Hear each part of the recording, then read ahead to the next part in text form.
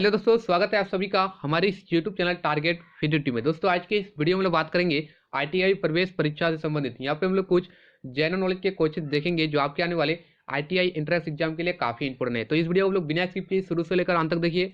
यदि चैनल को आप लोग अभी तक सब्सक्राइब नहीं किए तो चैनल को आप लोग सब्सक्राइब कर लीजिए और साथ में जो आपका बेल आइकन है उसको भी आप लोग प्रेस कर लीजिए। ये आपका वीडियो नंबर 1 है जनरल नॉलेज का। इसी प्रकार से आपका जो कि बहुत सारा वीडियो जो आपका जनरल नॉलेज का अपलोड किया जाएगा आईटीआई के एंट्रेंस एग्जाम के लिए। तो स्टार्ट करते हैं हम लोग आज के इस वीडियो को।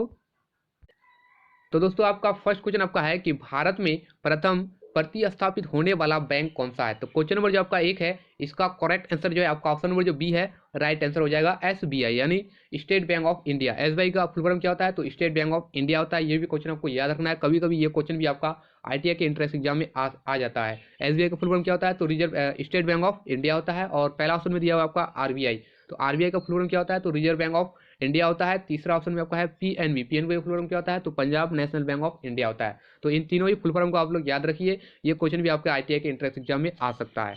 उसके बाद ये अगला क्वेश्चन, और आपका अगला क्वेश्चन दिया गया है भारतीय सेना का आदर्श वाक्य क्या है। भारतीय सेना का आदर्श वाक्य क्या है। पहला ऑप्शन में आपका है सर्व द नेशन, दूसरा ऑप्शन में आपका है मूव फॉरवर्ड, तीसरा ऑप्शन में आपका है ए और बी मतलब दोनों, और चौथा ऑप्शन में आपका है सर्व विद प्राइड। तो क्वेश्चन नंबर जो आपका 2 है इसका करेक्ट आंसर जो है आपका ऑप्शन नंबर जो डी है राइट आंसर हो जाएगा सर्व विद प्राइड। उसके बाद ये अगला क्वेश्चन, और आपका अगला क्वेश्चन दिया गया है अंडमान निकोबार द्वीप समूह किस उच्च न्यायालय के लिए कार्य क्षेत्र में है। पहला ऑप्शन में आपका है मद्रास, दूसरा ऑप्शन में आपका है मुंबई, तीसरा ऑप्शन में आपका कोलकाता है और चौथा में आपका गुजरात है। तो क्वेश्चन नंबर जो आपका 3 है इसका करेक्ट आंसर जो है ऑप्शन नंबर जो सी है राइट आंसर हो जाएगा कोलकाता। ये क्वेश्चन भी काफी इंपोर्टेंट क्वेश्चन है, इसको भी आप लोग सही से याद रखिए। उसके बाद ये अगला क्वेश्चन, और आपका अगला क्वेश्चन दिया गया है 64 वर्ष की आयु में सबसे कम उम्र में भारत का राष्ट्रपति कौन बना। 64 वर्ष की आयु में सबसे कम उम्र में भारत का राष्ट्रपति कौन बना था। तो क्वेश्चन नंबर जो 4 है इसका करेक्ट आंसर जो है आपका ऑप्शन नंबर जो डी है राइट आंसर हो जाएगा संजीव रेड्डी जो है वो 64 वर्ष के आयु में भारत का राष्ट्रपति बना था। सबसे कम उम्र में राष्ट्रपति बनने वाला कौन है तो संजीव रेड्डी है। तो ये क्वेश्चन आप लोग सही से याद रखिए, काफी इंपोर्टेंट क्वेश्चन है। उसके बाद ये अगला क्वेश्चन, तो दोस्तों आपका अगला क्वेश्चन दिया गया है भारत का राष्ट्रपति हेतु बनने के लिए न्यूनतम आयु कितनी होनी चाहिए। भारत का राष्ट्रपति बनने के लिए न्यूनतम आयु जो है कितनी होनी चाहिए तो 35 वर्ष होने चाहिए। तो क्वेश्चन नंबर जो आपका 5 है इसका करेक्ट आंसर जो है आपका ऑप्शन नंबर जो बी है राइट आंसर हो जाएगा।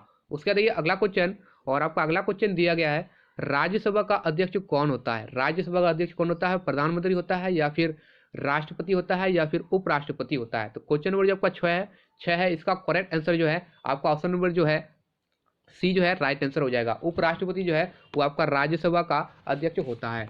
उसका देखिए अगला क्वेश्चन, और आपका अगला क्वेश्चन दिया गया है भारतीय संविधान के अनुसार संविधान अपनी शक्तियों से क्या लेता है। भारतीय संविधान के अनुसार संविधान अपनी शक्तियों से क्या लेता है, प्रजा लेता है या फिर राष्ट्रपति को लेता है या फिर लोकसभा लेता है। तो क्वेश्चन नंबर जो का 7 है इसका करेक्ट आंसर जो है आपका ऑप्शन नंबर जो ए है राइट आंसर हो जाएगा। क्या लेता है तो प्रजा को लेती है। उसके बाद अगला क्वेश्चन, और आपका अगला क्वेश्चन दिया गया है इंदिरा गांधी द्वारा आपातकाल कब घोषित किया गया था। इंदिरा गांधी द्वारा कब आपातकाल घोषित किया गया था तो 1975 में इंदिरा गांधी द्वारा आपातकाल की जो की घोषणा की गई थी। तो ये भी काफी इंपोर्टेंट क्वेश्चन है, इसको भी आप लोग सही से याद रखिए। उसके बाद अगला क्वेश्चन, और आपका अगला क्वेश्चन दिया गया है, अगला क्वेश्चन आपका काफी इंपोर्टेंट क्वेश्चन है। क्वेश्चन आपका है कि भारत का प्रथम उपराष्ट्रपति कौन था।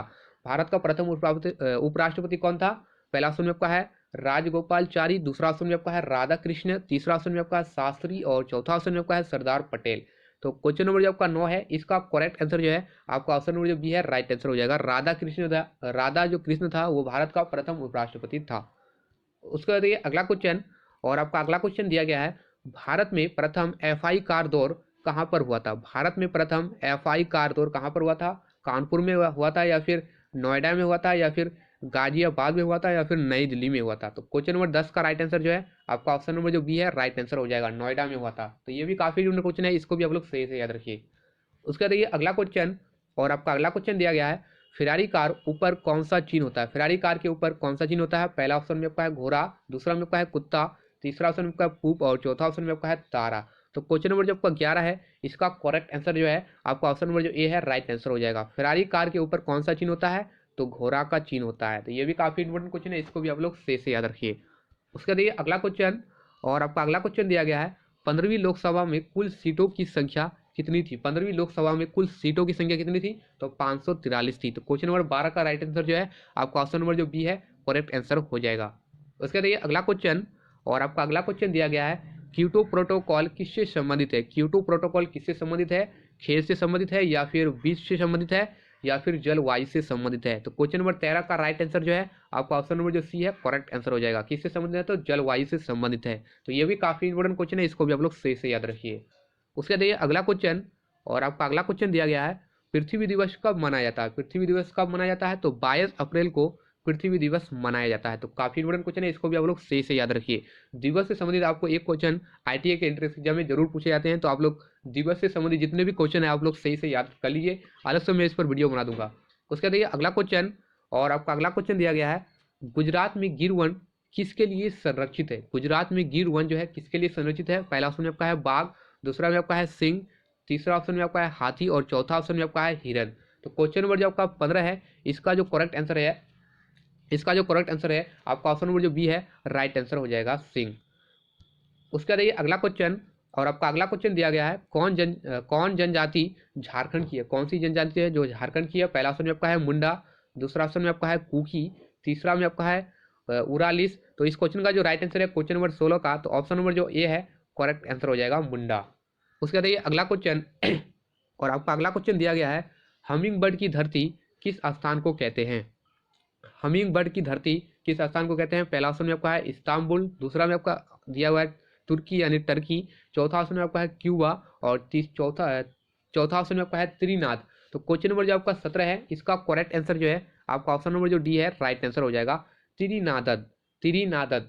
उसके बाद अगला क्वेश्चन, और आपका अगला क्वेश्चन दिया गया है कॉफी का बड़ा उत्पादक कौन सा है? यानी कॉफी का जो सबसे बड़ा उत्पादक देश कौन सा है? पहला ऑप्शन में आपका है इंग्लैंड, दूसरा में आपका चीन दिया हुआ है और तीसरा ऑप्शन में दिया आपका ब्राजील। तो क्वेश्चन नंबर जो आपका 18 है इसका करेक्ट आंसर जो है आपका ऑप्शन नंबर जो सी है राइट आंसर हो जाएगा। ब्राजील जो है वो कॉफी का सबसे बड़ा उत्पादक देश है। उसके बाद अगला क्वेश्चन, और आपका अगला क्वेश्चन दिया गया है ओस्लो किसकी राजधानी है? ओस्लो जो है किसकी राजधानी है? तो ओस्लो जो है आपका नॉर्वे देश की राजधानी है। तो क्वेश्चन नंबर 19 का राइट आंसर जो है आपका ऑप्शन नंबर जो बी है करेक्ट आंसर हो जाएगा।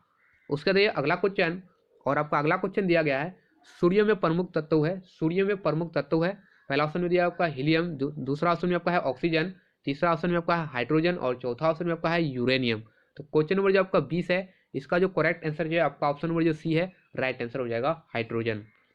उसके बाद अगला क्वेश्चन, और आपका अगला क्वेश्चन दिया गया है वायुमंडल में ऑक्सीजन का प्रतिशत है लगभग, वायुमंडल में ऑक्सीजन कितना प्रतिशत पाया जाता है? तो वायुमंडल में ऑक्सीजन आपका 20.99% पाया जाता है। तो क्वेश्चन नंबर जो केस है इसका करेक्ट आंसर जो है आपका ऑप्शन नंबर जो बी है राइट आंसर हो जाएगा।